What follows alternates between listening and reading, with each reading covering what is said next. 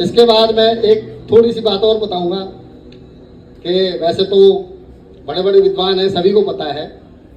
मैं षोडश वर्ग पे ज़्यादा काम करता हूँ। षोडश वर्ग एक ऐसी पद्धति जो कि हम लगन कुंडली से कई बार हमें नहीं नजर आती। मेरे से भी गलती हो जाती है, किसी को बड़ी बात नहीं है, सबसे गलती होती है।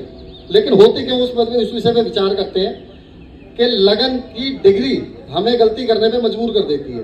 क्योंकि हम ये नहीं देख रहे कि लगन उदय हुई है या बीच में है, 15 अंश का है या 29 अंश का है। मान लीजिए किसी की 15 अंश की डिग्री है लगन की, क्योंकि मैं बात कर रहा हूं चलित के ऊपर, श्रीपति चलित कुंडली भी देखना हमें बहुत ज्यादा जरूरी है। लेकिन उस समय देखना जरूरी है जब जातक के ऊपर दशा, महादशा, अंतरदशा लगी हुई है, जब कोई परेशानी अनुभव कर रहा है। फॉर एग्जाम्पल, चलित हम देख रहे हैं या लगन कुंडली देख रहे हैं, उस समय हम क्या देखेंगे कि मान लीजिए मिथुन लगन है या कर्क लगन है। चलिए कर्क लगन पकड़ते हैं सर, 2 मिनट। कर्क लगन और चौथे घर में शुक्र बैठ गए, मालव्य योग लग रहा है, सबको पता है, लगन कुंडली में नजर आ रहा है।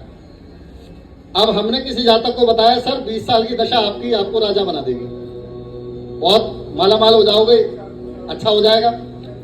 अब जातक बेचारा खुश होके गया, शुक्र की दशा आई, उसका तो जो घर था वो भी बिक गया। क्या हुआ ऐसा, इसी पे तो विचार करना है। चलित कुंडली में जो ग्रह 5 अंश से नीचे का है और डिग्री है लगन की 25 डिग्री से आगे, तो वो ग्रह चौथे घर की जगह वो तीसरे घर का फल दे रहा है, इसलिए उसका मकान बिक गया। ऐसा नहीं है कि वो पूरी की पूरी दशा उसकी खराब ही जाएगी, पहले नुकसान करेगी, आधा नुकसान करेगी, आधा फायदा करेगी। ये चलित कुंडली का प्रभाव है। कई बार हमने देखा सप्तम में मंगल बैठा है, हमने जातक को कह दिया कि भैया आपका तो वैवाहिक जीवन खराब हो जाएगा। कुछ लोग कहते हैं ना कि मांगलिक कट गया, और वो कट गया का मैंने अनुभव में पाया, वो इस तरह कटता है। मान लीजिए 25 डिग्री की लगन है और 5 डिग्री का मंगल है, 2 डिग्री का मंगल सप्तम में बैठा है। अब क्या हुआ, मंगल की दशा आई, लेकिन मंगल तो छठे घर का फल दे रहा है, तो सप्तम भाव को प्रभावित जरूर कर रहा है, लेकिन वो रिश्ते को तोड़ेगा नहीं। वो मांगलिक असर दिखाएगा लेकिन कम दिखाएगा, ऐसा मुझे लगता है। ये चलित कुंडली हमें देखनी जरूरी है। क्यों?